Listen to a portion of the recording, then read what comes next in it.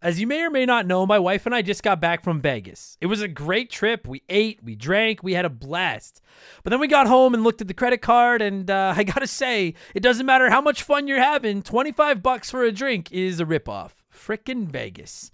I hate getting ripped off, and so do the lads over at Harry's. They spent years watching the razor blade companies rip people off and said, no more.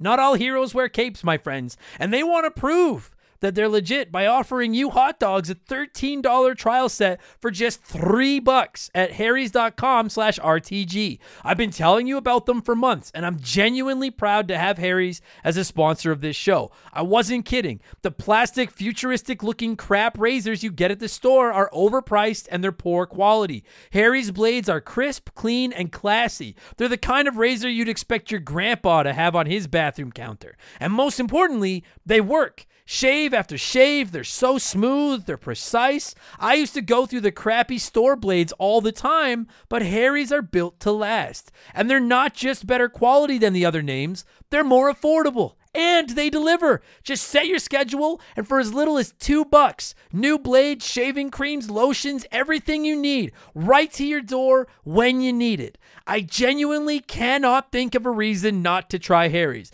And I'm not just saying this because they're sponsors. They're the best shaving supplies I've ever used. Try them out, and if you're not happy, your shave's on them. And unlike the other subscriptions, they're really easy to cancel if you want to too, which is a nice bonus, but believe me, you're not going to want to cancel.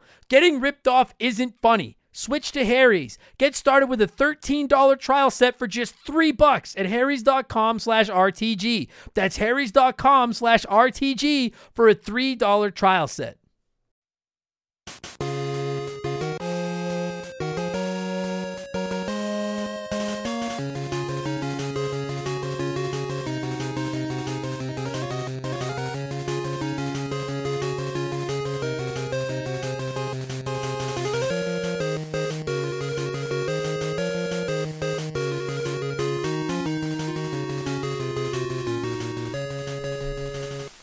What's up, everybody? Welcome back to Remember the Game. It is my retro gaming podcast where every week a buddy of mine and I sit down and we geek out about the games we played back in the day. My name is Adam Blank. Thank you so much for listening to the show. And this week it is episode 174, and we're talking about two of my favorite things from my childhood. It's the little console that could, which is the old school Game Boy, and the little blue bomber himself, Mega Man.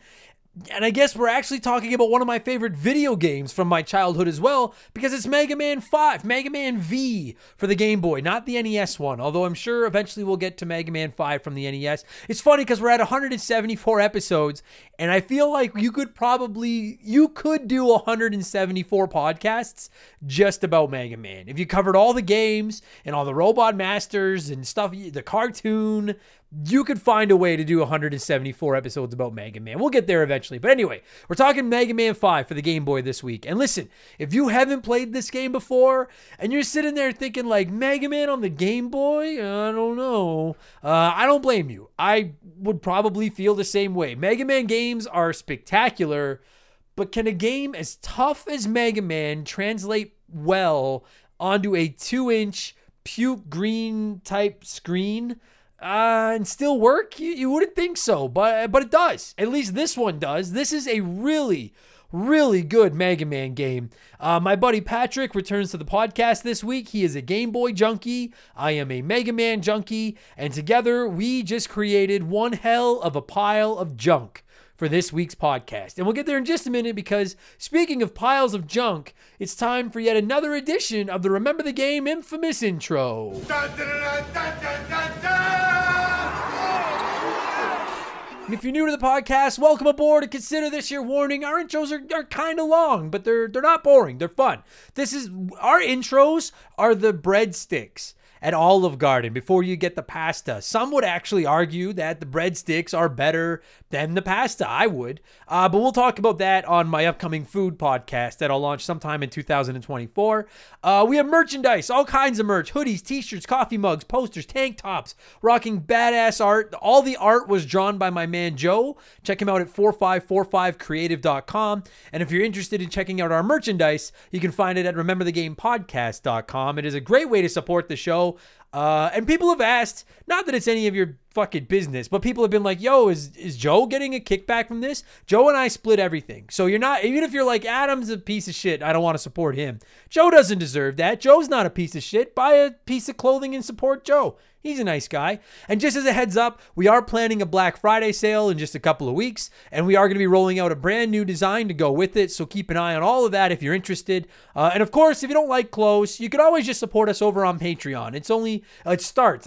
We have several tiers now. We have all kinds of tiers. But we started just $2 US a month. And if you give us that $2 a month, 50 cents a week, you get 2 additional podcasts every single week. You're going to get exclusive access to both my gaming discussion podcast, Expansion Pass, every Thursday, and my gaming news podcast every Friday. You're also going to get instant access to over 150 previous bonus podcasts. On Game Patch every Friday, we look at all the biggest news in modern gaming. I add in my opinions and sprinkle some profanity on top. And then Expansion Pass every Thursday is a different show every week. Sometimes it'll be a ranking episode. Sometimes we look back at characters, consoles. We talk about stuff like video game rental stories or couch co-op memories. Sometimes I drop in game reviews, all kinds of fun stuff over there. This past week on Expansion Pass, we actually talked backlogs. And specifically, those games that have just been on your backlog forever, because we all have them. Every gamer has got games that have just sit on their backlog for years and years. And it was actually a lot of fun and a little bit therapeutic. It was really great. I enjoyed the fuck out of that episode. And as is becoming tradition, here's a sneak peek of last week's episode of Expansion Pass. What game has been on your backlog forever?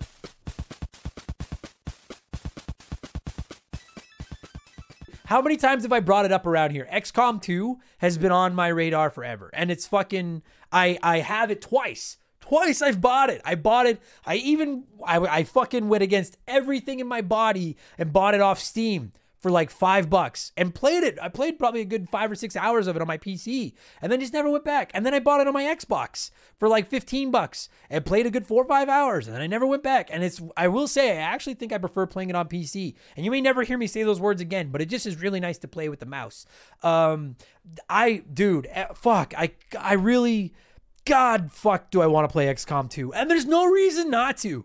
Other than just time, because I know it's a big game with a lot of time involved. But every time I sit down to play it, I'm like, this is fucking awesome. This is what I want. This is what I've been looking for. And then I just never seem to go back to it. So now that's 2 tactical games on my backlog. Final Fantasy Tactics and XCOM 2. And I really, really, really want to play both of them.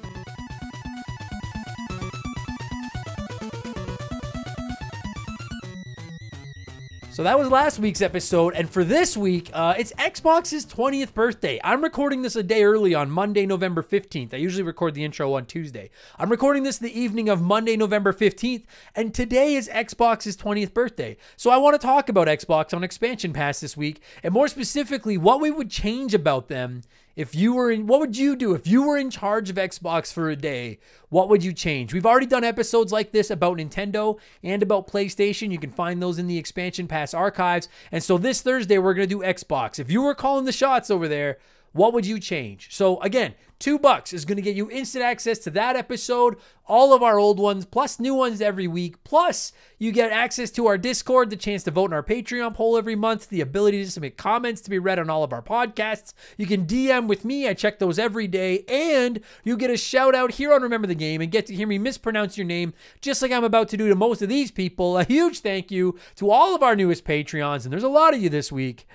Zachary Coiner, Wildo19, DBXJ, Christopher Hughes, Ryan Shimmick, Amy Morgan, Big Daddy Dragon, Smash Bro 2013, Flabbergaster, Mikhail Kwamu, Jameer Williams, Jared Pierce, Steve Dalpk, I think I said that wrong, Steve. I apologize. I bent my Wookie and Michael Ford. Thank you all so much. And welcome to Remember the Game Industries. You can find more information about supporting the show at patreon.com/rememberthegame. And I know I do that plug every week. And I know maybe you're like, I don't fucking care about your Patreon. That is the lifeblood of this podcast. And I'm incredible. I will lie to you. I'm not proud of much. I'm not a proud man. But the amount of value that we offer you for your $2 is fucking ridiculous. It's horrible business, but I am never claimed to be a smart man. I just spend all my time playing video games and swearing into microphones. So consider checking that out, patreon.com/rememberthegame. And don't forget, next month I'll be doing my 24-hour marathon charity stream to raise money for the Stollery Children's Hospital here in Edmonton, partnering with Extra Life. And my girlfriend and I have agreed to donate 50% of my Patreon for the month of December to the cause, to the Stollery Children's Hospital. So if you thought about checking out some of our extra podcasts, December is the fucking time to do it, because you're also going to be thinking of the children. Won't somebody think of the children? Shout out to anyone that gets that reference. Anyway, I have other stuff I can plug. You can go to rememberthegamepodcast.com for my P.O. box. I'm on Twitch at Remember the Game, blah, blah, blah, blah, blah. But I've already blown myself enough. Let's blow some of you with our opening segment here on the show. I read a few comments and questions from our Patreons, usually gaming related, but not always. And we call this segment Blowing in the Cartridge. He blows all right. He blows big time. That's it, honey. Get into the spirit. Let's blow. And just like, man, we are getting so many comments now. I know I bring this up a lot, but I stress out almost every week because there's just way more great comments than I can read. So please don't take it personally if you write in multiple times and you don't get read. I try to rotate who gets read in on the show every week, and I do 6 or 7 comments every week out of like 30 or 35. So thank you for not yelling at me, I should say, and keep plugging. I try to get everyone on the show, so you'll get on here, I promise. Last week, I mentioned that someone had wrote in a comment just full of giant words to fuck with me, and I forgot to read it. So here we are. Tatum Barnett. That your name sounds like a law firm, Tatum. Tatum Barnett wrote in and said, Salutations, Adam. I find it preposterous that you have the audacity to erase the post from last week without reading the excerpt that I left you. I'm utterly flabbergasted. Well, I do find it humorous that you wanted to, and I feel inundated that you felt the need to give me a shout out anyway. What befuddled me is that I am the first person to ever do something like this, but if only to borrow the colloquialism, fucking Tatum, France. Shout out to anyone who gets that reference. I just wanted to state the following. You bitch. Have a wonderful week, and I'm always ecstatic for your new episodes. Keep doing good work. Tatum, you fucking pretentious ass hat. That is the longest words I don't know what that word is. Colloloquuialism. That's made up. If you're newer to the podcast, sometimes I struggle with big words, and it's not that I have a speech impediment or anything. I have no medical excuse. I'm just kind of slow. I'm just dumb. That's all it is. So thanks a lot, Tatum, for calling me out with your fucking Tatum Barnett. You play tennis and wear a sweater tied around your neck. No doubt about it. But thanks for writing in.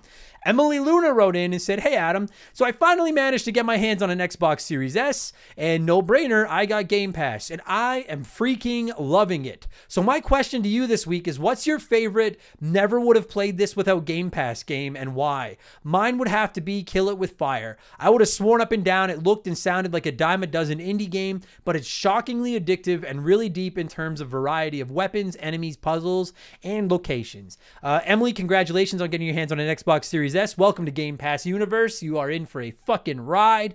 What is my favorite never would have played this without Game Pass game? I guess by default, it would have to be Slay the Spire, because I tried it. I literally played one game of Slay the Spire on Game Pass and then bought it on my Switch because I was like, I want this portably. And it is now, I think, a top 3 most played game I have on my Switch. You guys all know Slay the Spire is the unofficial official game of Remember the Game Industries. I fucking adore that game. So Slay the Spire would be the technical answer. But as far as games that I played on Game Pass and then continued to play on there that I wouldn't have played otherwise, it's probably Streets of Rage 4. Because I had never played a Streets of Rage game until then. And I fucking adored that game. And I only tried it because it was on Game Pass. So yeah, Game Pass is the fucking best. So yeah, congratulations and welcome to the team. Game Pass is the shit. G9PSX wrote in and said, "Hey Adam, long-time listener, first-time blower." I like that.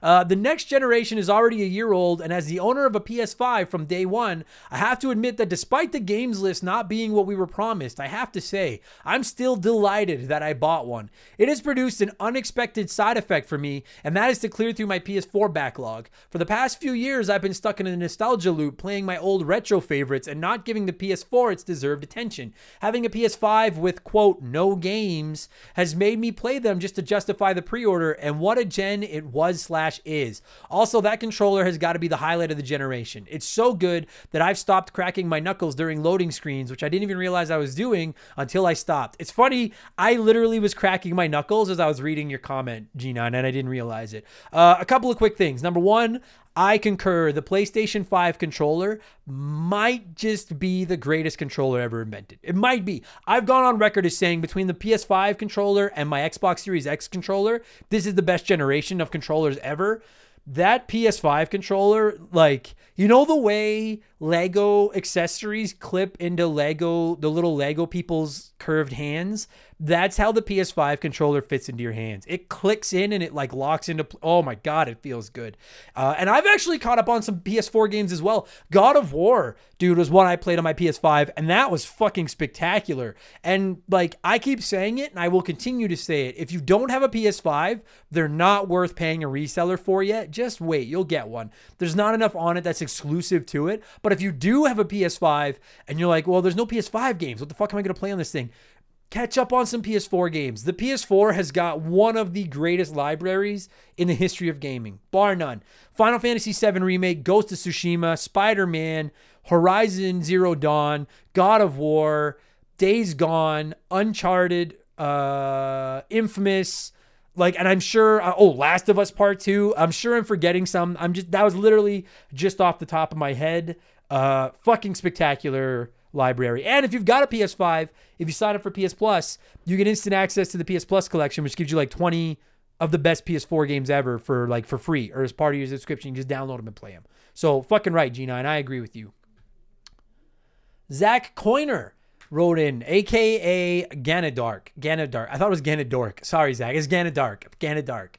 Zach wrote in and said, growing up, I've always been a PS2 kid, but my best friend from middle school had recently introduced me to a whole new world. A week ago, he gifted me his original Xbox. I tried out Halo, and I was blown away. I've always been hesitant to try Halo, but I've been having a blast with it so far, and I want to try out more games for this system. I already have Fable and The Elder Scrolls 3 on my radar, but I was wondering if you've played any games on this system that have really intrigued you. I'm mainly looking for RPGs, shooters, and maybe some arcade racing titles. Thank you in advance. Sincerely, Zach. P.S. Really enjoy watching your comedy shows on YouTube. Keep up the good work.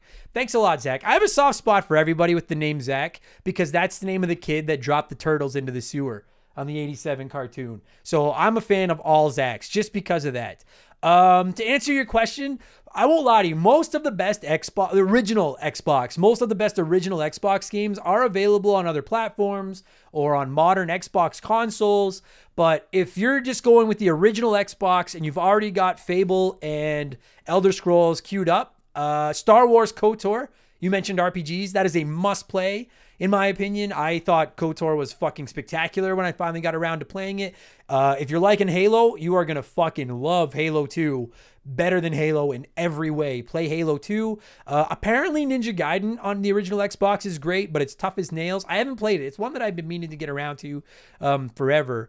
And then a couple of the original Xbox games that I loved when I had mine were the X-Men. These aren't just Xbox exclusives. The X-Men Legends games, 1 and 2, were fucking rad. X-Men Legends 2 particularly, because you get to play as the Brotherhood as well.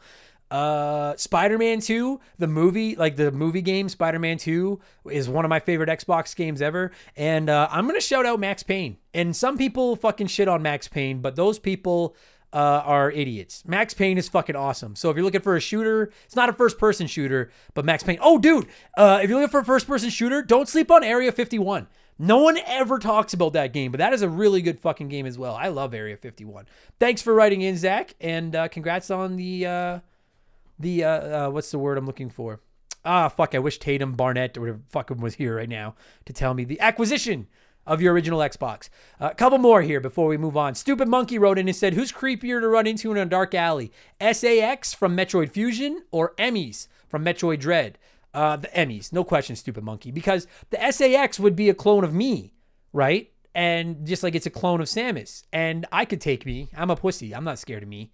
And Jameer Williams wrote in and said, hey, Adam, since you're a wrestling fan, are there any wrestlers you'd love to do an episode and talk games with? I believe you and Austin Creed or any member of the New Day or maybe fellow Canadian Kevin Owens would be great. I'd also like to know what your favorite wrestling moment growing up was. Jameer, I would fucking give my left nut to do an episode of this show with Austin Creed. I don't think we're quite big enough to pop up on his radar yet, but I would fucking love to talk to Austin Creed. And a few people have mentioned Brian Pillman Jr. Apparently he's quite the gamer as well. Admittedly, I have not reached out, but it would be really fun to do an episode with him as well. And then as far as my favorite wrestling moment growing up, I think, the one that stands out in my mind the most is either Chris Jericho's debut on Monday Night Raw or the night that Chris Jericho didn't beat Triple H for the WWF title, but he did, but he didn't. And if you know, then you know. Those are probably my favorite moments growing up. And finally, before we move on, it's letter time. It's letter time. And Welsh Destroyer wrote in and said, hey, Adam, your friendly neighborhood Welshman here. This is kind of a two-pronged question, so I'll make them short. After listening to the last episode, when it comes to PlayStation 1 games like Resident Evil, Crash Bandicoot, Tomb Raider, they always come to mind. But what about other game series on the console, such as Oddworld, Abe's Odyssey, and Exodus, Gran Turismo, and Tekken? Do you have any plans to cover these in the future?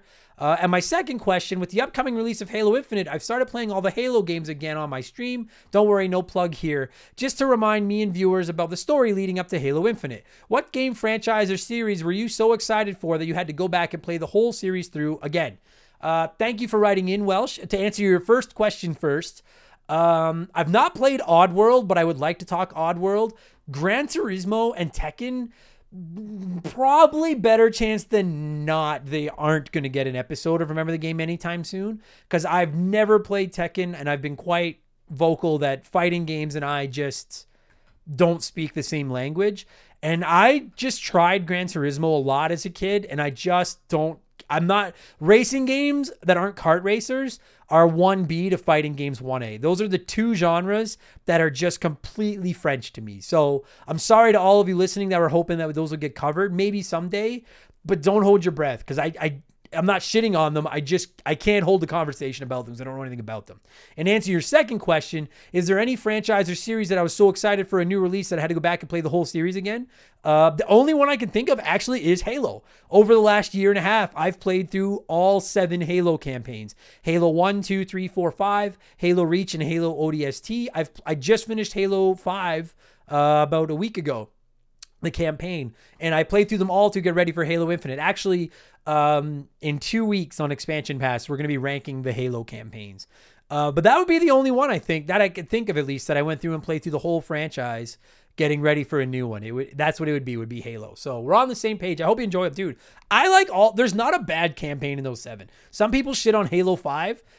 I disagree. I thought Halo 5's campaign was just fine.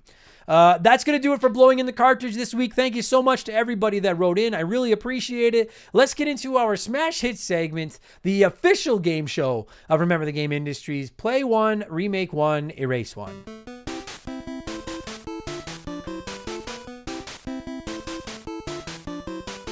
And a huge thank you to Classic Concentration from the NES for unknowingly providing us with our theme music for the show. The rules are simple. Every week I give our listeners 3 retro video games. They can play one as it was released, they can remake one as a modern game, and the third game is erased from time forever. And as always, there are no wrong answers, but there is a right one, and we'll get to that in just a minute. And I figured since we're talking the Blue Bomber this week with Mega Man 5, I wanted to make Play 1, Remake 1, Erase 1 as tough as Mega Man's actual video games are.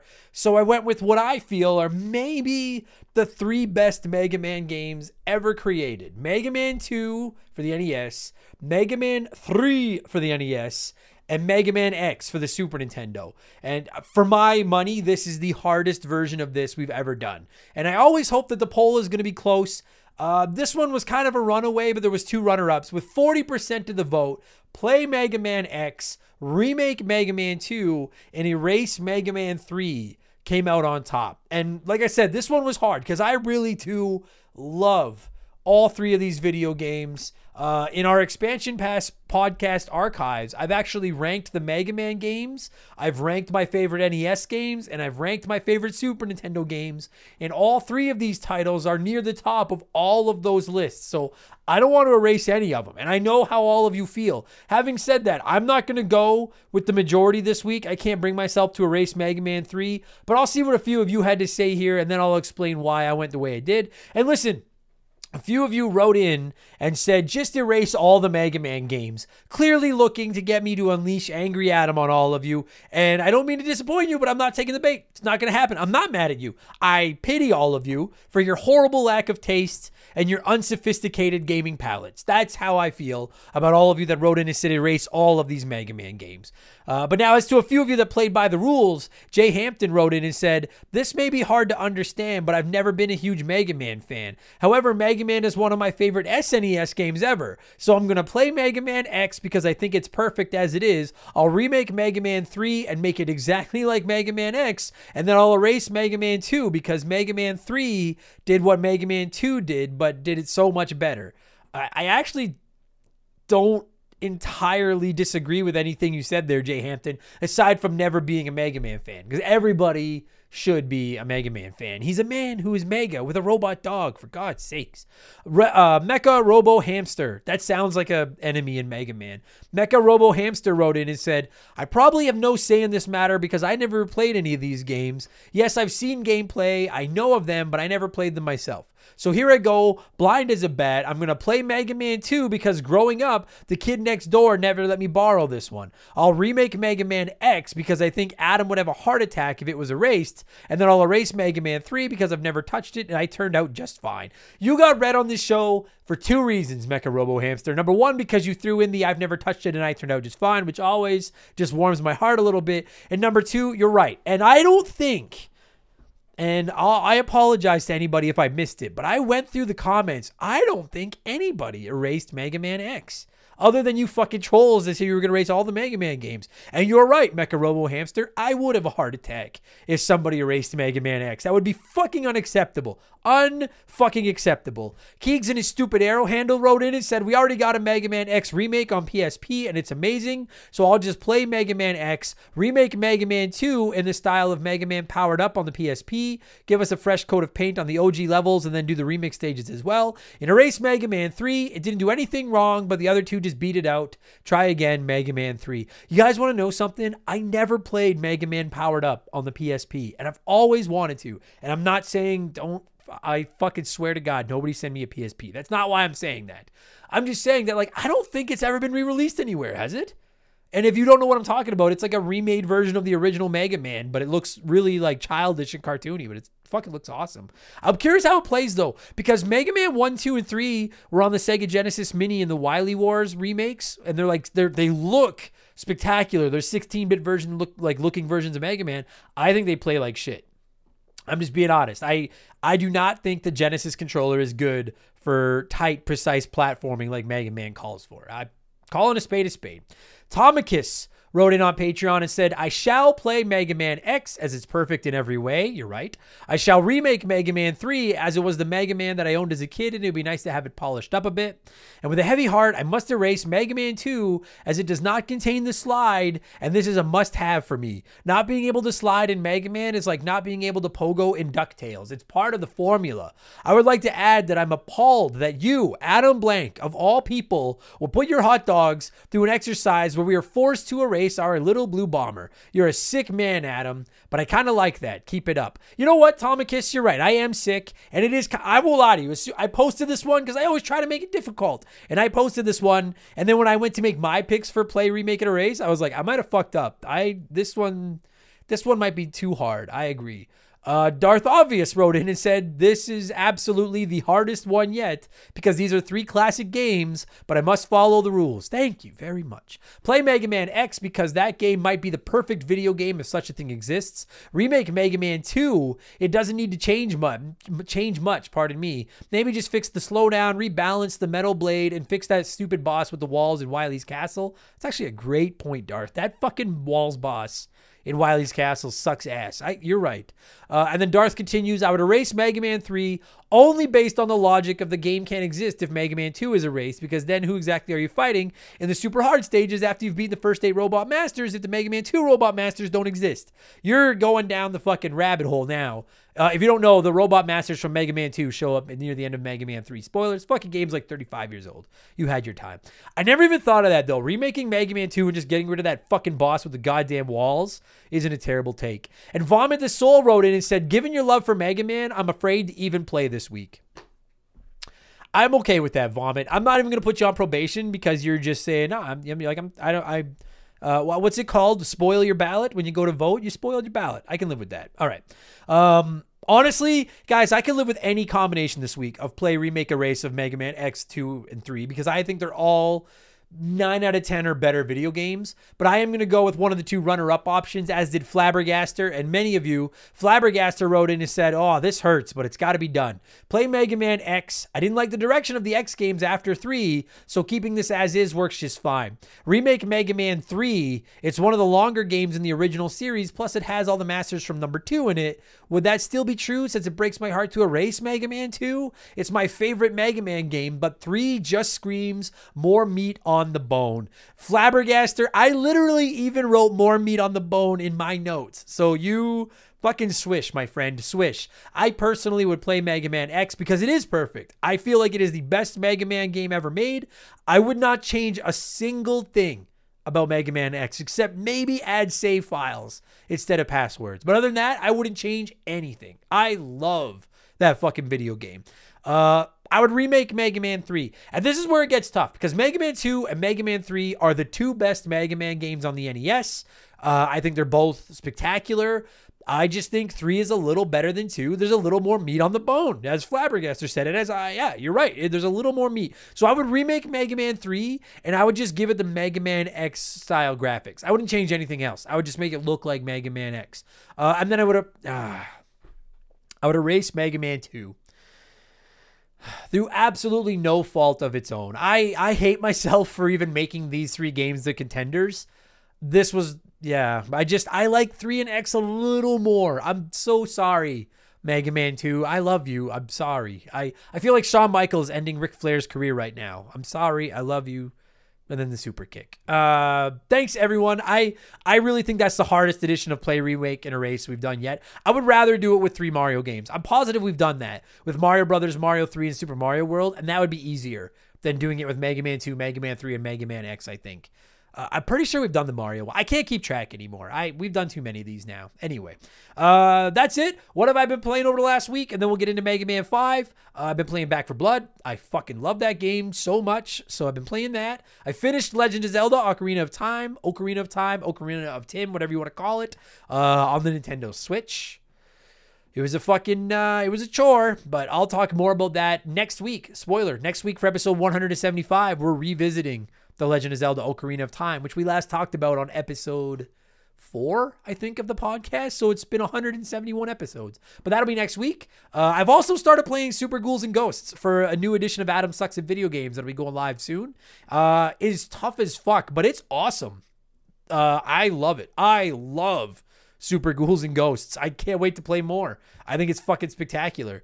And I'm hoping to fire up Resident Evil Village this week because I bought it on sale, but I haven't had time to play. So that's what I've been playing. Let's get into Mega Man 5. That's what you guys are here for. I like to give all our nerds here a chance to share their thoughts on the game before I get rambling myself. Johnny CCDC wrote in and said, I'm so thrilled that you're finally covering this game. Mega Man 5 is hands down the Game Boy installment hot dogs must play.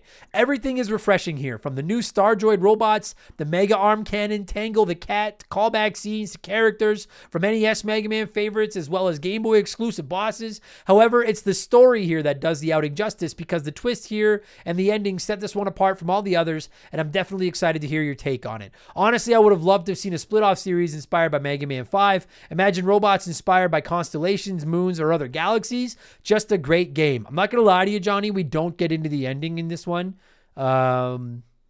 You'll hear in a minute. But thank you for writing in. Darth Obvious said, I'm not even sure this game actually exists. I remember seeing something about it in Nintendo Power, but I never saw it in a store, and I've never seen it in a used game store either. I'm sure the people supposedly selling it on eBay for $200 are just ripping people off. But seriously, I have played the game on 3DS, and it's amazing what those later Mega Man games did on the Game Boy. People forget that there was still some good stuff there in the mid-90s besides horrible ports of 16-bit games. I fucking agree. That's one of the big things we talk about in this episode is it's incredible the way they were able to make this game run on the Game Boy.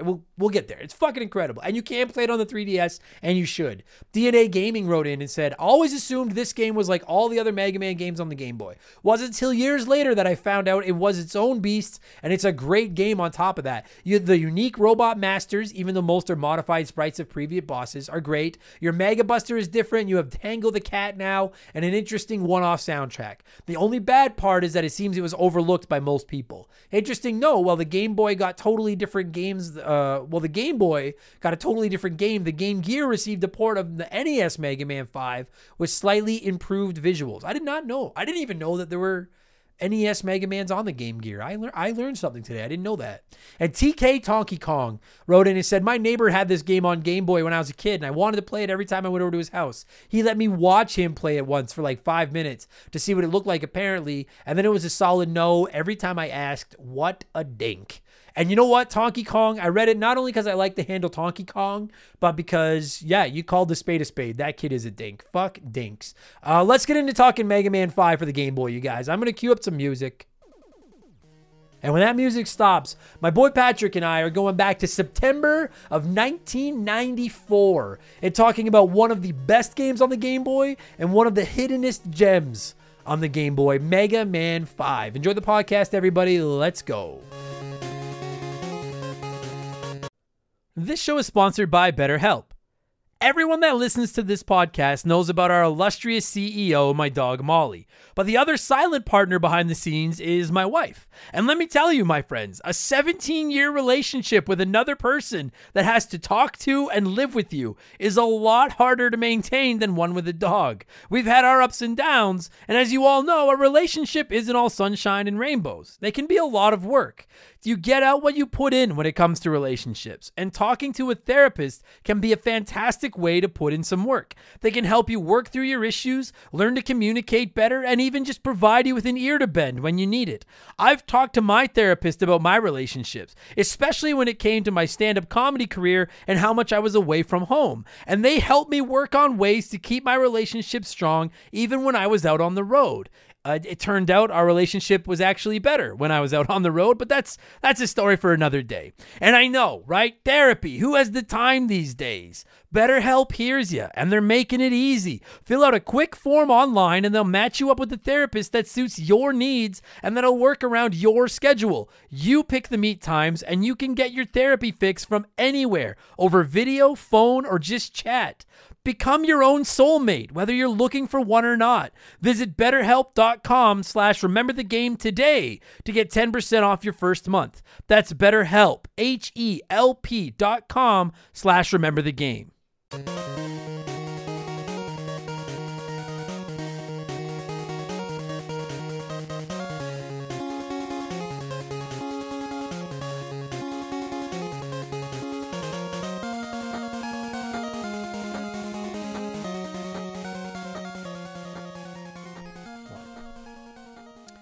Okay, so joining me via the blank phone this week, returning to the show, someone I would almost call you our go-to, like, our Game Boy expert, because you're kind of a Game Boy junkie, and that is my man Patrick. How's it going, buddy? Oh, pretty good, man. How are you? I'm good. I'm actually really good because I'm excited to talk about this game. So you've been on the show. I think the last time you were on the show was Kirby's Dream Land a couple months ago. Yeah. You're just Mr. Game Boy. I know you explained it on Kirby, but I also know not everybody listens to every episode. So before we get into Mega Man 5, like, just what's with you in the Game Boy? I love the Game Boy too. It's just odd to be like, I just love this console so much. Do you know what I mean? Yeah, it's just, I don't know. It's just one of those, everybody gets real nostalgic about something, and the Game Boy is just one of those things. I think it was a perfect console for the time and place that it was in my life at time and place. And I think a lot of those games hold up. Like we've talked before, there's a lot of garbage on that system, but there's a lot of really good games that still that look great and play great. And it's a huge community around modding, which is like a big thing that I got into. I love it. Okay. It's interesting because you're right. Like, there are some games on the Game Boy, and I'm looking at like the Mario Lands, Pokemon Red and Blue, Link's Awakening, Tetris. Like, there are some Game Boy games that are like, dude, you could pick this up and play it today, and it's fine. You're like, this is just as good as anything, other than the fact that it's, you know, black and white or whatever. Like, this is just as playable as it was back then. But there are a lot of Game Boy games that I'm like, I have no interest in ever picking that up again. Because it's like, as Game Boy was great back then, but, you know, things have improved. People have been bugging me, or not bugging me, but people have been writing into the show for, it seems like for years now, being like, when are Game Boy games coming to the Switch? And I kind of, particularly now that the Nintendo 64 is on the Switch, I kind of want to say, like, be careful what you wish for. Because 64 games on the Switch are a little not great. They're a little, like, I just finished Ocarina of Time on it, and it was okay, but like that 64 controller is so fucking weird, and it's hard to. It really is difficult to take that controller and put it onto like a regular normal controller. Yeah, that's what I was wondering about. Did they? Because I saw for the Sega Genesis they have like a controller for it that you can buy. Did they do the same thing with the N64? Yeah, they did, but it's like sold out everywhere. Right. And yeah. And it like, and I won't lie to you, just straight up, I'll call a spade a spade. I am a cheap motherfucker. So I'm like, I'm not buying. I hate that controller. I'm like, I'm not buying it. But after playing Ocarina of Time, I'm like, you fuckers, I'm gonna have to buy this fucking controller. Mm-hmm. So Game Boy games won't have that problem. I think a Game Boy game would fucking handle flawlessly on a Switch, because all you need is a D-pad and B and A. Yeah, there's already like indie games that imitate like Game Boy aesthetics too that played really well on the Switch. Oh yeah. So I don't think they would handle poorly. I just think that like the concern might be there's a lot. I don't mean to disrespect the Game Boy, but I feel like that library, there's a lot more quantity than there is quality. The quality is great it's good. Shovelware central for sure. Absolutely. And like when a game hits, it fucking hits. But they don't all hit. And you got to remember, and we're going to get into Mega Man. I have a segue building here, everybody. So just, if everyone's just like, God, he rambles so much, I promise. Yeah. I'm laying it. I'd already be at the segue if I just shut the fuck up and got there. They've already gone through the 3-hour intro just to get to more rambling into this segue. You're right. Yeah. I love this stupid show. But like, if you like the Pokemon, like that's the two I'm most interested in, are Pokemon Red and Blue. And I don't know if those would come to the Switch because that's not Nintendo. Like they might have to pay to get though. I don't know how that's going to work. I feel like they probably have a good enough relationship with Game Freaks though that they could get that license easy. I do too. I just wonder if Game Freak would rather sell them. Like if they'd rather just be like, we could put them on there for fucking $10 each. And right. I would pay $10 each for those games. But so people ask for Game Boy, and here's my segue, is aside from the Pokemon games, Tetris, and a couple of the like Mario Land 2 and 3, I'm just going to call a spade a spade. The Game Boy game that I would want the most, that would never be included in that, is Mega Man 5. Because people would just, this one they could resell. It's for sale right now on the 3DS. Like, you can buy this game. Yeah.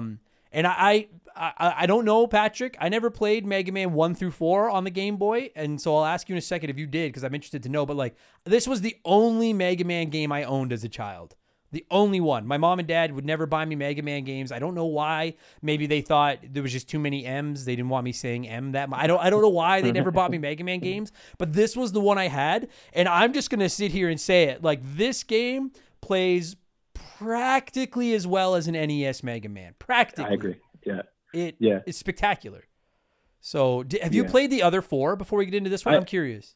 I have, yeah. This is actually, it's funny. This is the only one I didn't own, because by the time I got into buying Mega Man like cartridges for the Game Boy, was much later. And this, like, I don't know if people know about it, but this Mega Man 5 is particularly considered to be rare and is very expensive to buy right now. Yeah. So I owned 1 through 4, and they play not great. Like, they're fine, but I'm a big fan of like the Mega Man X series, where you get the charge shot and the dashes and certain upgrades like that. And those first 4 don't have that. They play like an original Mega Man where it's just a singular shot. It's very bare bones. But Mega Man 5 is fantastic, and the reason we're talking about it is because it's so much better than the other ones. Okay, that's okay. That makes me feel a little better because the only one and you know what, fucking, it's funny you bring that up because I know that this game is not cheap to get your hands on these days, and I have no fucking idea what happened to my original cartridge, and it just irks me. Like, I had this and I had Earthbound, and I sold Earthbound, and I don't regret it. I know where Earthbound went, and I'm like, I got paid, that's fine. But this one I owned as a kid, and I'm like, I could get this game on my 3DS for like $4 and just flip it and buy like a goddamn Dreamcast with the fucking proceeds if I want it. I have no idea what happened to it, but it's funny. Okay, I'm glad that you bring that up because I never played 1 through 4. By and large, I think when you tried it, like if you've played like the Game Boy Castlevanias, they're okay. But like they're by and large Game Boy ports of NES or Super Nintendo franchises, they can be a little dicey. I love the Donkey Kong Country games, but the Donkey Kong Land games on the Game Boy, I fucking hate them because they're so hard to tell what's happening. They're just they look like puke. That's definitely a problem if you've got a stock screen on it. Like we've talked about the Game Boy that I have, it's got like an upgraded LCD screen to it where it doesn't have that ghosting. Yeah. And so it's nice and crisp. So Donkey Kong is actually a fantastic game if you're playing on an updated or a modded Game Boy screen because the amount of detail in that game is crazy that they were able to jam that into a Game Boy game. Okay. But I think maybe Mega Man 3 is the only other really good. I could be wrong about that. It's been a while since I played them, but I remember I think 1 and 2 not being very good, but 3 being considerably better. And then 4 is fine, but 5 is like where it really shines. Yeah.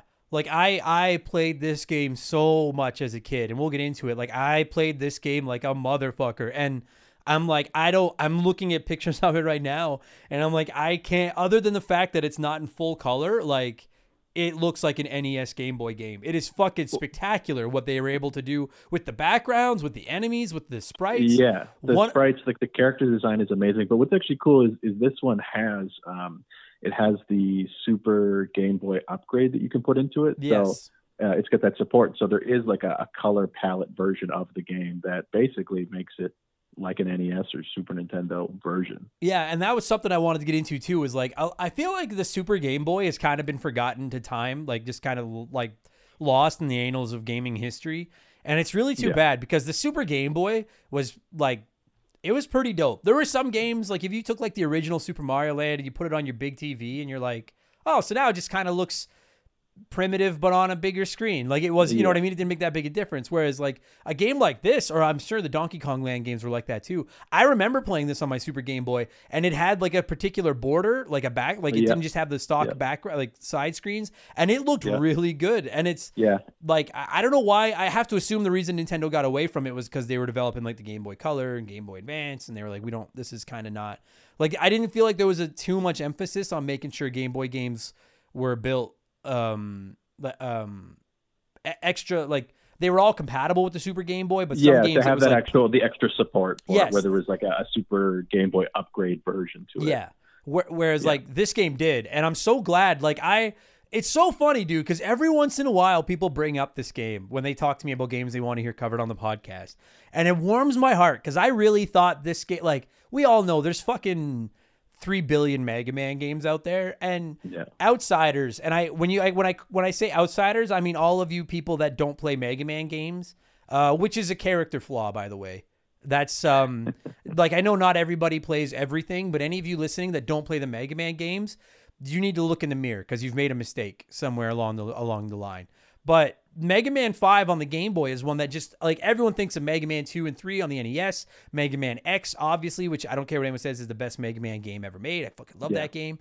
Mega Man 9 and 10. There's the Battle Network games. There's Legends. I feel like no one ever brings up the Game Boy games. And I'm like, dude, Mega Man 5 stacks up amongst the like, it would be, you know what? I might go as far as to put this in my top 5 Mega Man games, like across all franchises. I would definitely, like, as crazy as it might be to say, like, I kind of enjoy this one more than some of those early NES versions of Mega Man. Yeah, me too. And you know what's really wild, dude, is like, have you played Mega Man 7 on the Super Nintendo? Yeah. I love that game, but a lot of people shit on that game because they say the sprites are too big and they take up too much of the screen and stuff like that. I disagree, but okay, that's fine.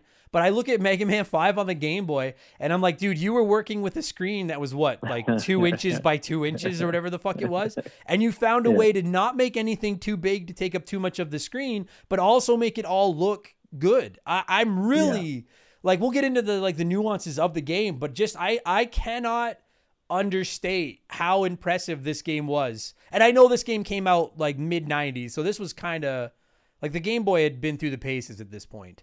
This wasn't their first rodeo, but I'm really shocked at how great of port this is from a I know it's not an NES game, but to take an NES franchise and put it on the Game Boy is incredible. Not being a port, but like a whole game built with original characters, which is awesome. Yeah. This is a game built for the Game Boy. Yeah. And I wanted to get into the characters because, like, obviously Mega Man's there, Dr. Wily's there, Dr. Light is there, Rush is there, fucking Tango. We'll get into Tango in a minute because I fucking hate Tango, but we'll get there in a second. One thing, so like, I think a Mega Man game, a lot of the judgment in a Mega Man game goes into the Robot Masters. Like a bad batch of Robot Masters can really hurt a Mega Man game. And I like the Robot Masters in this game. I don't love the fact, and if you've never played it, you wouldn't know, they're not named after, they're not like Starman and Skullman and stuff. Like, they're planets. And because they're star droids, they're like a different kind of boss. They're aliens. Yeah, exactly. And I won't lie to you, like, it doesn't break the game for me, but as a Mega Man, I consider myself somewhat of a Mega Man traditionalist. I don't love the idea that they're named after planets instead of just being X-Man and Y-Man. Yeah. I like the idea of it being a whole new, like, here comes these robots made of alien material from space to capture Mega Man and make him their slave. And you're like, this is awesome. And then you get into the names and it's all the planet names. And you're like, well, this is not as awesome. Yeah. Like, even if you had, like, this is going to sound so stupid and so petty, but like the star droids, the Robot Masters in this game are like Saturn and Jupiter and Mercury and Mars. And this sounds so dumb. I would have liked it better if it had been Saturn Man and Mercury Man and Mars Man. Yeah, I see. Just to stay on brand. Yes. And maybe that sounds dumb. And you know what? It's funny because say they had done that, Patrick, then I probably would have been like, well, why would you put Man on there? That sounds stupid. Just call them like Saturn and right. Yeah, you'd be alternate version Adam is having this exact conversation in reverse. Yeah, exactly. Yeah, I would have bitched no matter what. I understand why they wouldn't be named because they're not robots that were built by Dr. Wily, right? They're coming down from space to they're their own entities, so they have their own stupid planet names rather than being robots built given the name of Blank Man. Yeah. Blank Man would be a fucking awesome Robot Master. He just wears a backwards hat and swears a lot. His power is just an annoying voice. Yeah, his power is just to drop F-bombs all the time. Like, that's all he does. He throws controllers at you. Okay, but like, okay, so I don't like, it's not a big deal. I just, it's minor. And the thing about it is, like, I probably shouldn't even sit here and criticize it because one of the things some people say about the Mega Man games is that it's like, well, it's the same game. And it is kind of. It's like, oh, here comes Wily. Yeah. And even when it's not Wily, it's Wily. And it's like, here's 8 robots and you get their weapons and blah, blah, blah. Yeah. And this game kind of follows the script, but you're right. At least they wrote they actually tried to like write a storyline where these fucking alien robots from outer space came down and Dr. Light had to create a new weapon for you to fight them. And I probably shouldn't be complaining about it as much as I am because it's really, at least they're trying. I just, I don't know. I always just Mercury, Venus, Mars, Neptune. Yeah, and I think because these Mega Man games were developed by a third-party company, they mentioned like this one they had a hard time because like it was cool to invent 8 new characters, but they were given this theme of like space themed, and that's pretty broad. It's like, well, what do you do? How do you make 8 new space characters and an interesting story? Well, I mean, the easiest thing is make them all planets. Yeah. And I can understand that, like, because while the names might be lacking, the design of the characters are really awesome. Agreed. And that's where I was going to go next. Is like, I just wanted to clarify that I only have 2 gripes with the Robot Masters in this game. I'll get in my second one in a minute. but my primary, like, the name kind of bugged me, and I hated the way they were named. But like the Robot Masters in this game themselves are surprisingly dope looking, and considering the technical limitations of the Game Boy, really, really solid batch of fucking weapons. Yeah, I mean, it's crazy the amount of like weapons. I think there's like 9 weapons that you can get in this game. Yeah, there is. And they're not all just like, oh, I shot a blade, now I shot a bubble, now I shot rocks.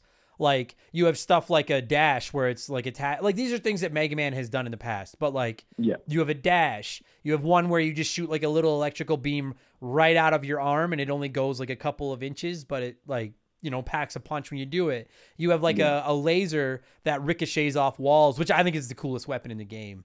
I love that fucking laser. You're right. Like, it's rad that they came up with different weapons for everyone. And you look at the design of some of these bosses, and they look like the Saturn boss has like the ring of Saturn like around him. I think he's awesome, man. And like, if you look at like a colored version of him where it's like a cream and brown color design, he looks so cool. Yeah. And then there's like their leader, Terra, like the 9th Robot Master. I mean, I think Terra's the worst designed character of all. Really? I love he's got the giant hair. I think he looks so cool. Oh man, that breaks my heart. So who's your favorite then, Saturn? Saturn looks cool. I really like the Uranus like bull design. Yeah. Mars is a really cool one where it's like the kind of the war cannon type thing.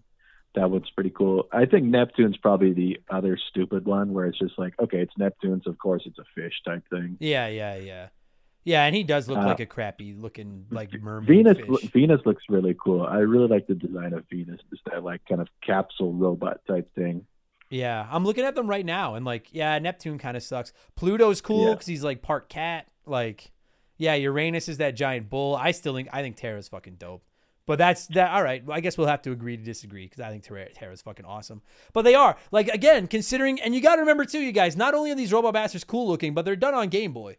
Like, this isn't fucking the Super Nintendo. Like, these are squished little palettes of these guys, and there's a lot of detail into these fucking the pixel art of these robot, like, really cool looking batch of masters. And I love the idea that there's a 9th Robot Master being Terra, who's like their leader.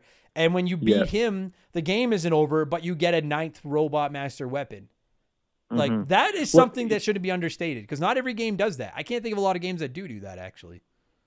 You know what? While we're talking about character designs, what I think some of the best designs are, that Dark Moon character that shows up in between the first 4 bosses. I love the design of that character. It's that giant one-eyed devil type thing. Yeah.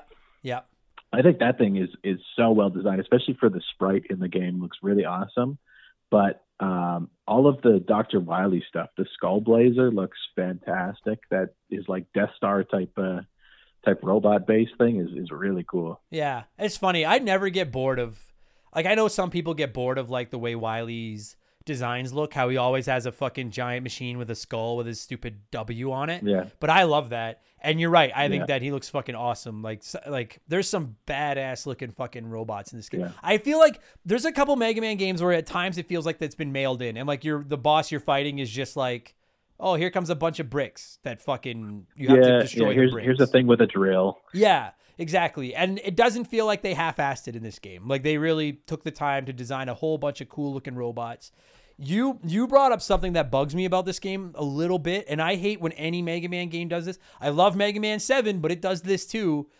Don't give us 4 robots at a time.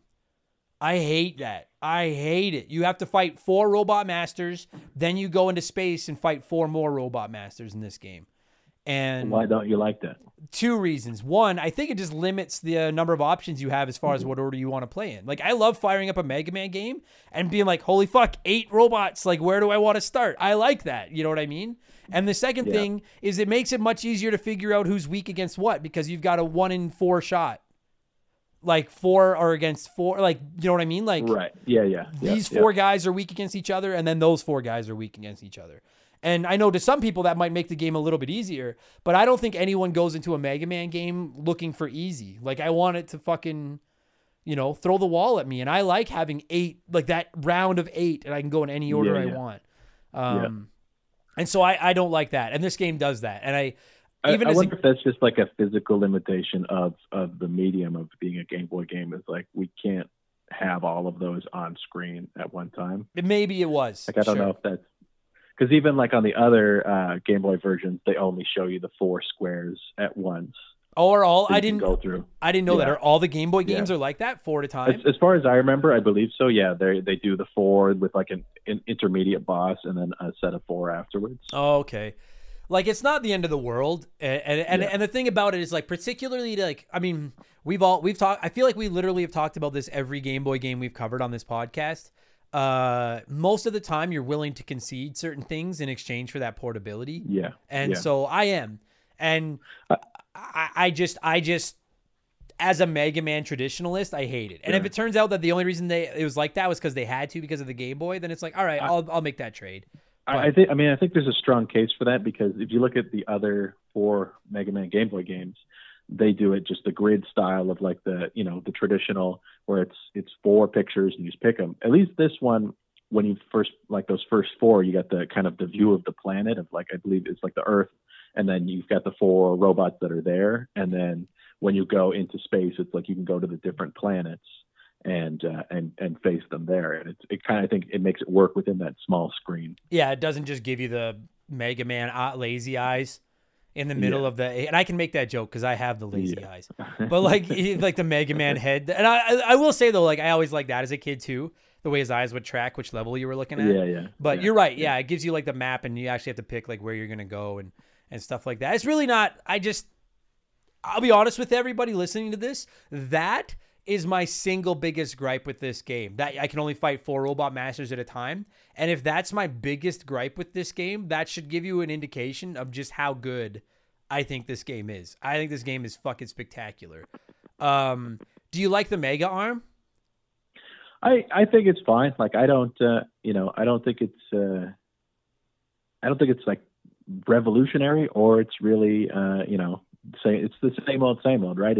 It really feels like I'm glad that they allow you to charge up a shot and hold it and shoot it because that's like one of my favorite things in Mega Man. Yeah. But the ability to be able to grab stuff afterwards is awesome. Yeah, I actually prefer my Mega Mans without the charge shot, but that's because I like Mega Man 1, 2. Like I like old school Mega Man. Yeah. I'm not anti Mega Buster. I just always liked old school tap tap tap shoot the little lemons.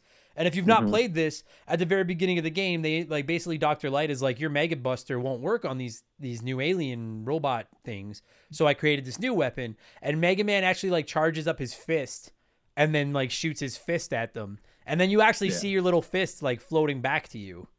And I won't lie to you. It almost seems not gimmick. Maybe isn't the word I'm looking for. It seems a little bit unnecessary. Like I'm just that's why? What I mean. Like it's not one way or the other. It's not like it's an amazing like, oh, this is great. Like it's great that it gave you the charge shot, which is essentially what they're doing. But they do it in a way where you're like, well, this doesn't matter. Like, I don't really see why you had to do this.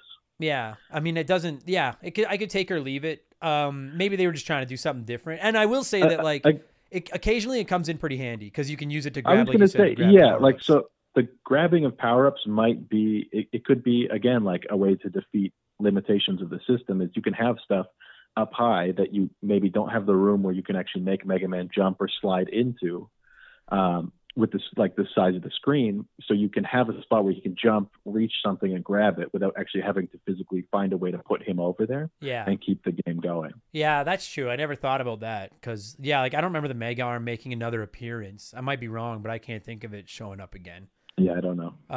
And then so like I don't hate the Mega Arm. I could take or leave it. I love that Rush is back because Rush is the greatest dog in the history of video games, greatest sidekick in the history of video games. And if you're wondering, I actually have an episode in our archives of Expansion Pass ranking the greatest sidekicks ever, and Rush is the best because he's a good boy. I love dogs. Tango didn't make that list. What's that?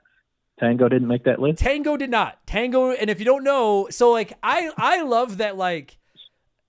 It's not quite as prevalent here in, I guess it is in North America. The big difference is that like Mega Man is Rockman in Japan, and then it's Rock, and then his sister is Roll, and then there's fucking bass and treble and whole lots of fucking all kinds of like robots and stuff named after musical things in these games. There's Beat the Bird, like all kinds of stuff. And in this game, they introduce a cat. I got to pick my words lightly because I know that there's probably some cat lovers listening to this show. I like animals a lot, and I've had cats most of my life, but cats drive me fucking crazy, and I'm allergic to them, and they're mean, and they scratch you up and shit like that.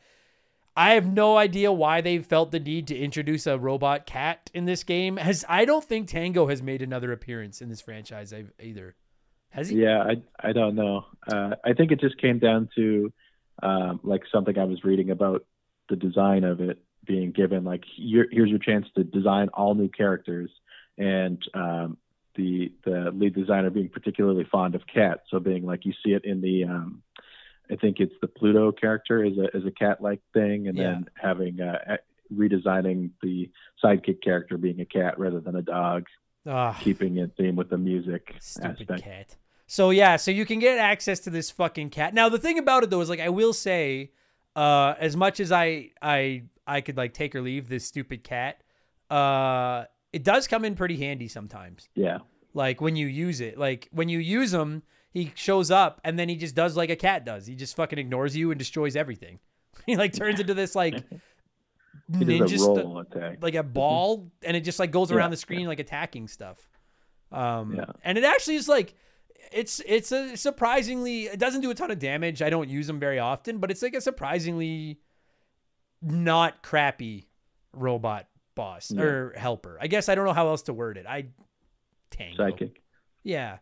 And I hate that name, Tango, the stupid cat. But anyway, we had to bring Tango up, but like, I'm done. If you have any, I have no depth to this stupid cat. I just think Tango kind of sucks. But if there's anything, if you have something on your mind that I haven't thought of with Tango and you want to sing Tango's praises, this is the only chance anyone's ever going to have to pump the tires of Tango on this podcast. So by all means, I'll shut up if you are a cat lover or something. Is there something about Tango that I'm missing? Are you pro Tango? I don't particularly care for either of them. I think that's not a popular opinion, but I don't really find Rush to be all that useful either. No, he's not, but he's still Rush. I just love dogs. That's all it comes down to. Yeah, I get that. And that's always found as like, okay, cool. It's like Mega Man version of a dog. Yeah. But in the game, I find I'm like, well, he's not very useful to me. No, the thing about Rush is like there's the odd moment where they'll design a level where you need him, like to bounce up to something or whatever. Yeah. And then every once in a while, Rush Jet comes in handy if you don't want to deal with like a difficult platforming part. You can just ride Rush across. But I agree, he's not the most critical member of the team or anything. Yeah. The best thing he does in this game is turn into a spaceship. Yes. Yes. The little and having that like that side scroll, like we talked about Super Mario Land, how they do the little airplane side scrolling shooting thing. I love that mechanic when they introduce that into a game, and they do that in this one as well. And I think that's so fun. Yeah, and it makes Rush seem more important because Rush is fucking awesome. I love that dog. And Rush is also in Mega Man 6 where he turns into like a suit of armor and stuff. But Mega Man 6 kind of sucks. But anyway, okay, so we covered. Oh, dude, this game has the currency, the P-chips. Yeah, the P-chips. I love every Mega Man game that does that. I know some people think it's anti-tradition and stuff like that. I'm sorry, you're wrong. Well, you're not. It is anti-tradition, but I love it. Like you can collect chips as you play, and then between levels you can spend them. Yeah, it's super handy to be able to purchase like energy refills for your weapons and stuff. Oh yeah, I love it. And the thing about, you know what I love about the P-chips or anything like I mean, I'm trying to think. I think it's Mega Man 7 has bolts. There's a few games that have bolts and stuff. Same thing where you can buy some optional equipment, or you can buy E-tanks, or you can fill up your gear and stuff like that. Yeah. You know what I love about that, Patrick, is the fact that like Mega Man games aren't easy. And they're very difficult. They sure are very difficult. And P-chips or bolts or fucking whatever can make the games a little bit more accessible to some players. Because you can, if you want the game to be harder, don't use them. Don't spend them. And if you want the game to be easier, then you can just go in and out of levels and just grind and just pick up enough currency to buy everything you need type thing. You know? I love that. I'm trying to think of like, I haven't played this game in like 25 years, so I'm trying to look up what you can buy. I don't remember what you can buy. I'm just looking. Have you, like, when's the last time you played this? Have you been playing this to get ready for this? I've been playing it since we talked about it on the Kirby episodes. Okay. However, much to how difficult it is, I find it very unforgiving and very difficult. And I don't know if that speaks to my terribleness as a Mega Man player or just how difficult this game is. But I'm going to say, based on my experience with every other Mega Man game, it's just that they're very difficult. They are. Like, and yeah. I've been very frustrated carrying my Game Boy around, picking up and playing Mega Man 5, only just to barely make it through one or two robots each time, and just get my ass kicked constantly. Yeah. Like, it's just like this portable version of frustration that I've been dealing with in my life. Well, and I'm trying to think, like, maybe you remember. I don't remember. Like, does this one must have passwords, doesn't it? I don't remember. I haven't played it. Yeah, it does. Yeah, okay. It does have passwords. Because, like I say, this is the only one I owned as a kid, and it's not a flex. I'm just being honest. Like, I used to be able to beat this game as a kid, but I used to play this game like a motherfucker because it was the only one I owned. Almost every chance we got to rent video games, I would rent a Mega Man game because I love the franchise, but for some reason I just never had any of them. This was the one I had, so I was like, well, I finally have one where Mega Man is a difficult game. Any Mega Man, they're difficult games to rent and beat in a weekend, especially back in the 90s without the internet to look up the boss order and the weaknesses and stuff. A lot of it's trial and error.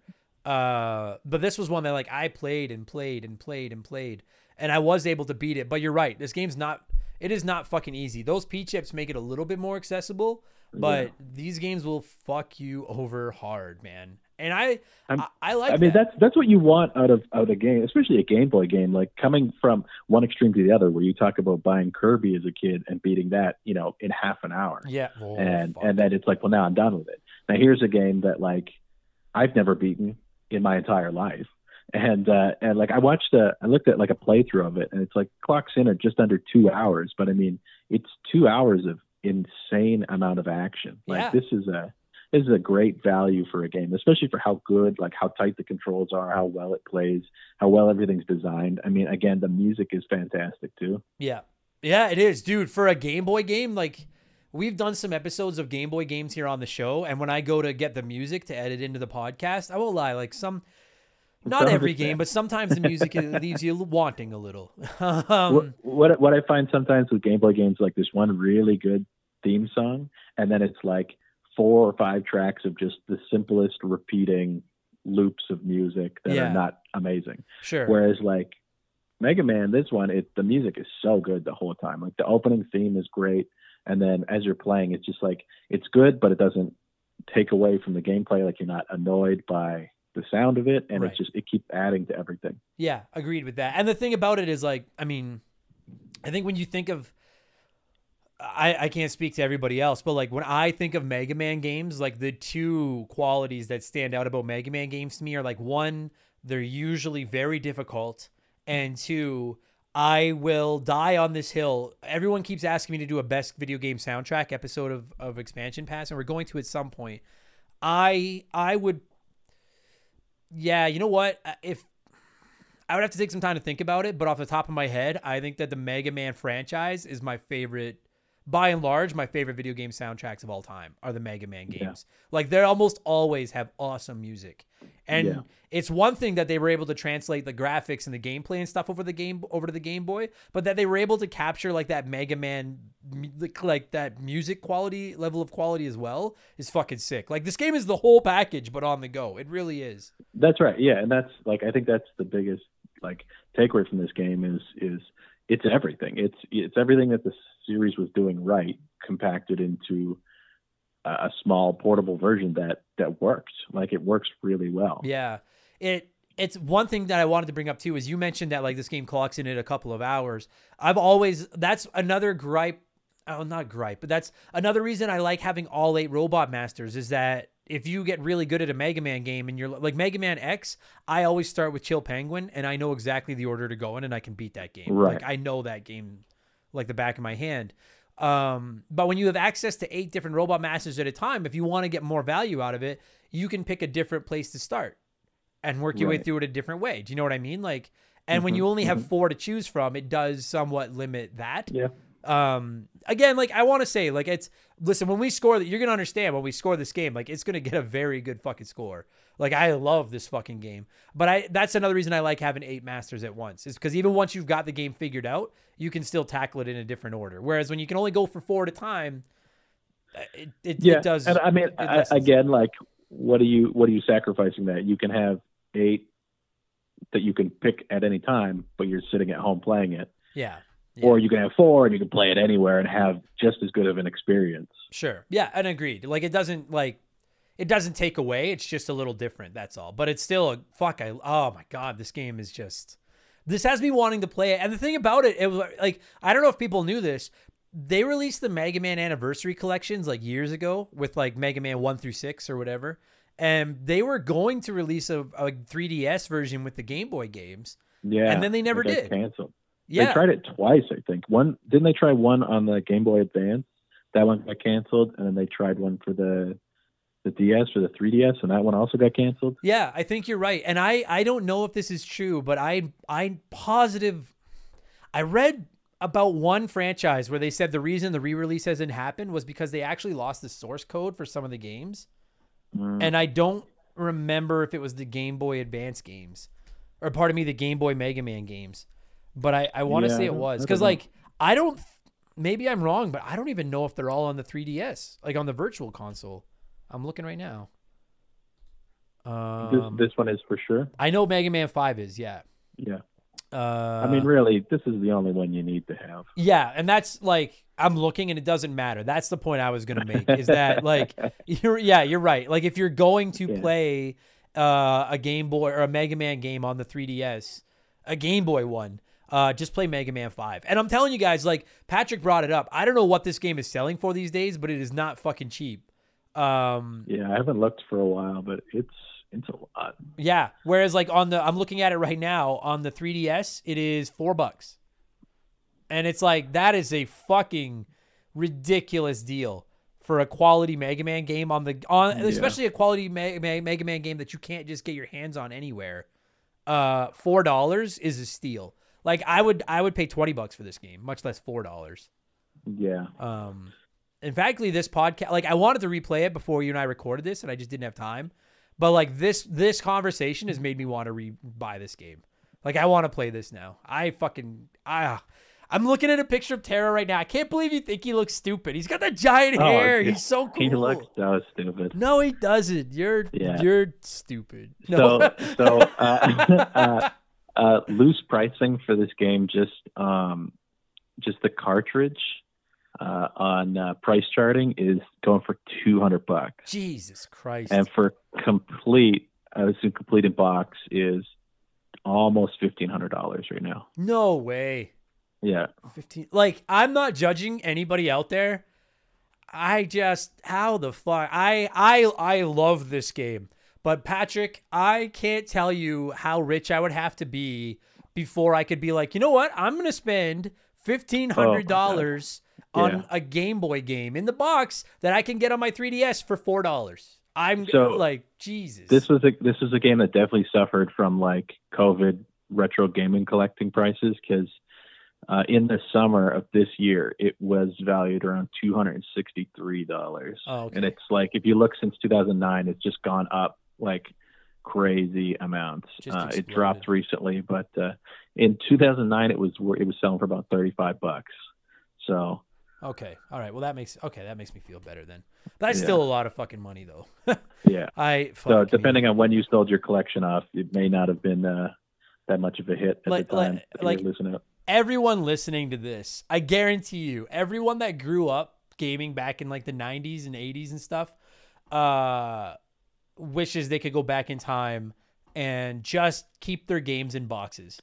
Like, it's just because, like, I don't know what you did, but like, I used to get a new game for Christmas, rip the box open, throw the box in the trash, all the posters and everything.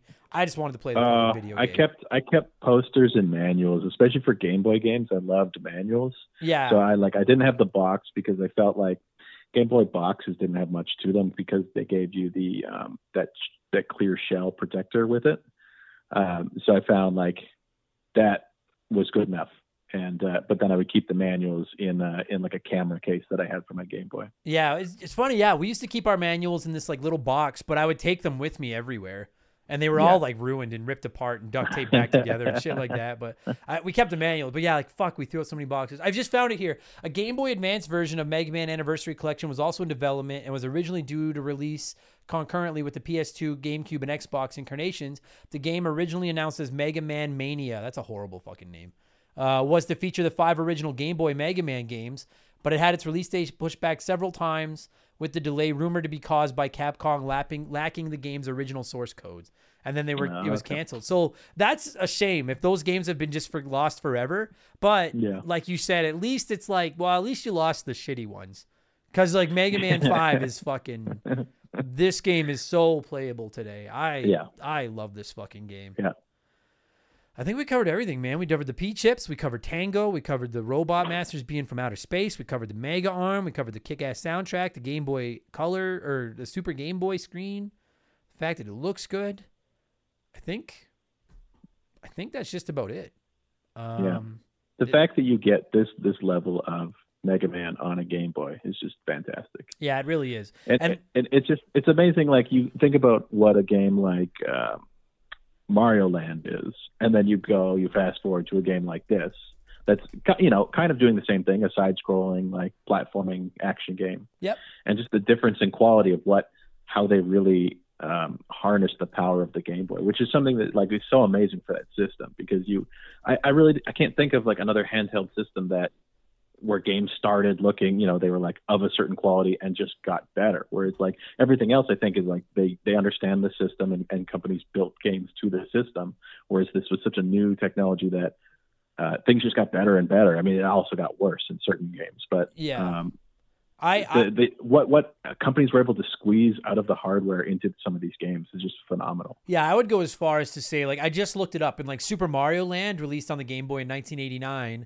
Mega Man 5 released on the Game Boy in 1994. So that's a 5-year gap. And you look at the difference, and I'm not shitting on Super Mario Land. We've covered that game. I like that game. That game's great, yeah. But you look at Super Mario Land and you look at fucking Mega Man 5, and it's like, holy shit. And like every console, you see growth from what the console could do when it launched compared to what the console could do at the end. Yep. Every console is like that. But I would make an argument that it's quite possible there hasn't been a console that saw a bigger improvement than the Game Boy. That's what I mean. Like especially in handheld consoles, like you think of like the original DS, like games kind of maintained a similar quality all throughout the life, like the PSP and the Vita and stuff. Like they had a level of quality to them. You definitely see it in like home consoles, but I think the Game Boy had the greatest jump in that kind of thing for a handheld console. Yeah, once developers really got their feet underneath them and figured out like what this little thing could do. And I have to imagine that part of the reason Game Boy games got so much better as the Game Boy went on is that when the Game Boy launched, you have to think at least some game developers were like, we'll see if this thing is worth putting any time into or not. Yeah. And then as it started selling fucking tens and tens of millions of units, they were like, oh, fuck. Okay. Yeah. Because you got to remember, too, and I don't mean you guys know, like I always say that this show is not a history lesson, but one thing I do know is that on the NES, Nintendo used to limit developers to a certain amount of games per year that they could make, which is why some developers would launch second, third studios just to churn out more games to make more money. And now that they have the Game Boy, if you're a game developer, you're like, oh, okay, well, we can make 5 NES games, but we can also throw a couple on the Game Boy as well. And on one hand, that turns into a lot of shovelware, but on the other hand, you see a game like this or Oracle of Ages, Oracle of Seasons, or whatever, like one of the great late Game Boy games, and they're like, well, we're gonna put some time into this because there's fucking 80 million of these things out there that we can sell these things to. Yeah, they dedicate a studio to developing games just for the system. Yeah, I think exactly what you said. Like in the beginning, companies going, well, let's see how this goes, and then when it becomes such a popular thing, they go, okay, well, now we got to rush to get on this train and put out as much shovelware as they could on certain games and franchises. Unfortunately, some like big titles suffered from that, but thankfully, like they figured it out through 4 Mega Mans that they could make a great 5th one. Yeah, man, it's so funny, man. I'm just looking at like a picture of the Game Boy right now, and like I have not held an original I love it. gray brick Game Boy in so long. Fuck, I love that Aesthetically, system. it's so fantastic. It really is. And Yeah. we had so much garbage, but we had just like a few games that were so good. And like, God, I fucking love that console. I wish I knew where my Mega Man 5 was. That hurts. Basically, like I just threw away $200. I'm like, I don't need this. Fuck me. Right? Yeah. And a Yeah. great fucking video game. But either way, I think about that with Mario RPG. I had 2 copies of it as a kid, and they are both gone. And I just recently heard, I was listening to another podcast where they talked about, like that game being very valuable now too. And yeah. like, And it's fucking another great video game too. I fucking love that game. yeah. All right, well, I think we have squeezed about everything we're going to get out of fucking Mega Man 5 on the Game Boy. I really am tempted to, so we're going to score it, but so there's been some debate around these parts about whether or not we should get away from the stupid game scores where I just pick a number and randomly assign it. But it seems like by and large, people do prefer that we just stick with the stupid system. So that's what we're going to do. Having said that, though, before we put a score on this, I cannot overemphasize, if you have a 3DS laying around and you like Mega Man, spend the $4. Like, you're basically getting a new NES Mega Man game that you can play. Like, it's really, really fucking good. I'm going to do that. I'm going to download it tonight, I think, and play it because I love this fucking game. What the fuck are we going to score this thing? You know what, Patrick? There's 9 robot weapons in this one instead of 8. So let's score it out of 9. That'll work. What would you score Mega Man 5 out of 9? I mean, it's twofold. It's like, the game is very difficult, which is very frustrating to me. And as a person who likes to be good at things, it makes me very upset that I'm not good at this. However, as a fan of the Game Boy and enjoying that there are great games on the Game Boy, and this being one of them, I'd say it's like 8 out of 9. Yeah, I'd probably get in there too. And that like 7.5, 8 out of 9. Like if somebody said like, hey, Adam, I've never played a Mega Man game before, where should I start? I would not recommend Mega Man 5 on the Game Boy. For the record, if you are thinking that, you're like, I've never played a Mega Man game, where should I start? Either Mega Man X on the Super Nintendo or Mega Man 2 on the NES. That's where you should start. I'm scoring it 8 out of 9. 8 is all of the planets, and the one that lost a point is Terra. You motherfucker. You motherfucker. I'll egg your fucking house. You son of a bitch. Yeah, I wouldn't say start here with this game, but like it's I skipped some if you're getting into Game Boy games. Yeah. If you're getting into Game Boy games or Game Boy collecting, like, this is absolutely a game that you should try to play on that hardware. Yeah, don't skip it. I would I don't know if I've got enough Game Boy knowledge to rank like my top 10 Game Boy. I could rank my top 10 Game Boy games, but I'm sure I'm missing some big ones. I would think like you're probably more knowledgeable about this console than I am. Like Mega Man 5, if not a top 10 Game Boy game, it's a contender. I think for that list. I think so for sure. Just the quality of game, absolutely. Yeah, and the fact that it's the 5th one, it's funny because on the NES, I feel like 4, 5, and 6 they're great.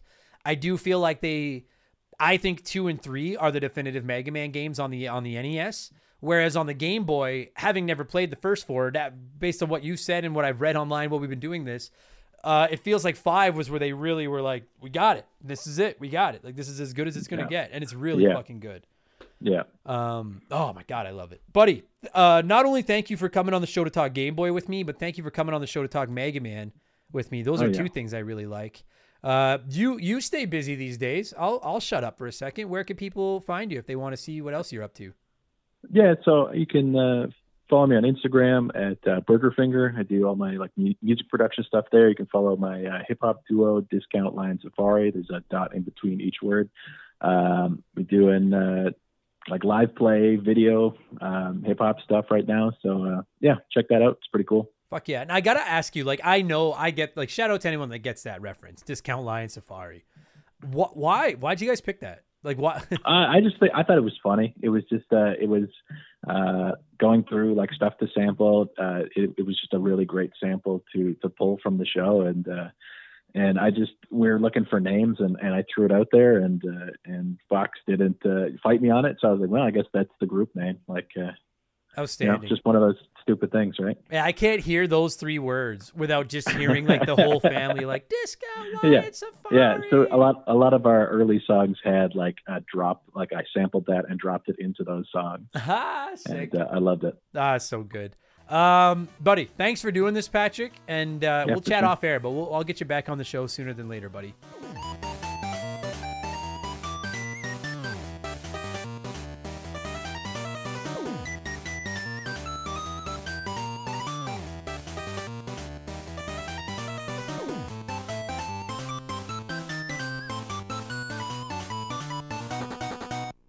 And that's going to do it for this week's episode. Patrick, thank you so much for giving me a call and talking Mega Man V. And to every single one of you nerds right now listening to my voice, all of you that are letting my vocal cords penetrate your skull. I hate that. I'm never saying it like that again. Either way, if you're listening, thank you so much. Whether this was your first episode or your 174th episode of Remember the Game, I appreciate the support so fucking much, you guys. And hey, if you like it and you want more Adam, more podcasting, check out our Patreon, patreon.com/remember the game.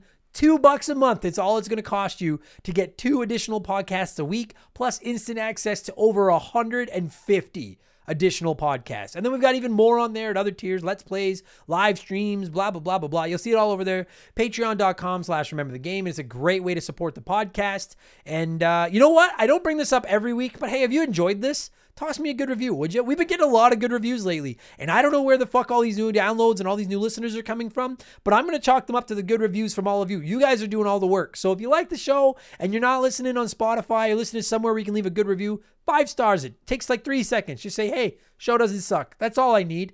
That means more to me than you could ever imagine. So thank you so much for that. Thanks for the support. You guys are all the best. I'll be back tomorrow with Expansion Pass, where we'll be talking about what we would do if we were in charge of Xbox. I'll be back on Friday with Game Patch, and I'll be back next week with Remember the Game number 175, where we will revisit The Legend of Zelda Ocarina of Time. And I've got a lot to say about that fucking game. Thanks a lot, everybody. I will talk to you all again soon. Cheers. Goodbye.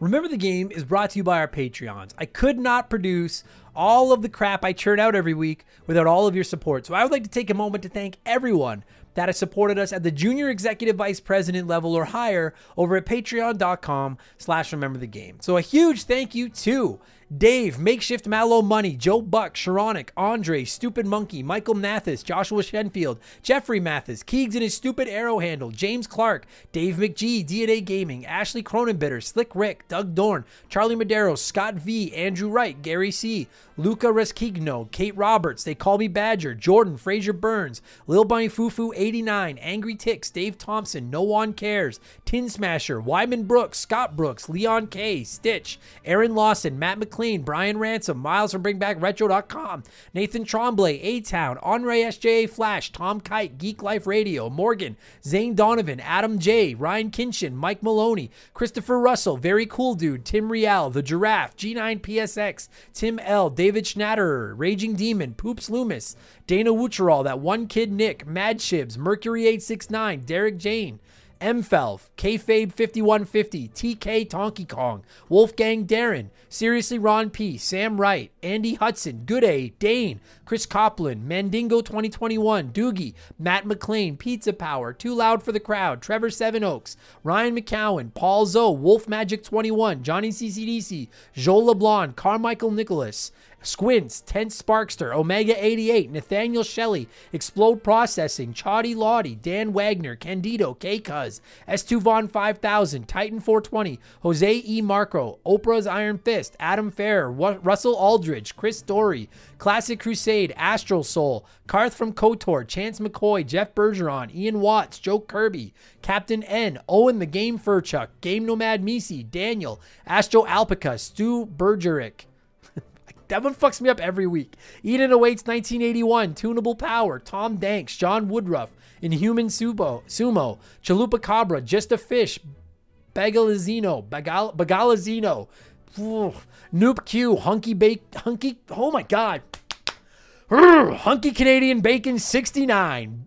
That's the one I would fuck up. Beth, Strife 89, Liam, Denzalo, Spicy Mortician, Eric Chavenius, Holmes, Ryan Gibbons, Zach Shepard, Chris Dickin, Jay Hampton, Dylan Flora, Jackson M, Daja 1K1T, Clayton Robertson, Jason Sika, Frosty Feet 492, Scott A. Baker, Britt O'Neill, All the Good Names Were Taken, Hulk Hogan's Brother, Chris Larkin, Austin Cook, Kyle Shreve, Matthew Salmon, Elijah Burns, Ocelot of Woe, Stephen Parnell, Adam Masher, Aaron Price, Meat on the Bone, Dakabai VT, Tomicus, Sean Dillinger, Justin Zabraki, Frozen Interior, Ray San Juantongo, Brandon Basham, Zach Coignet, DBXJ, Ryan Shimmick, Jameer Williams, Jared Pierce, Dude, this is the worst fucking shout-outs read I have ever done. I apologize to all of you. This is fucking awful. Oh, Steve Daup, Michael Ford. Oh, that's it. That's the last one. Dude, I was so close to this was the worst one. We'll try again next week. Thank you all so much for the support. I really appreciate it. Talk to you all again later. Cheers. Goodbye. Oh, my God. That was bad.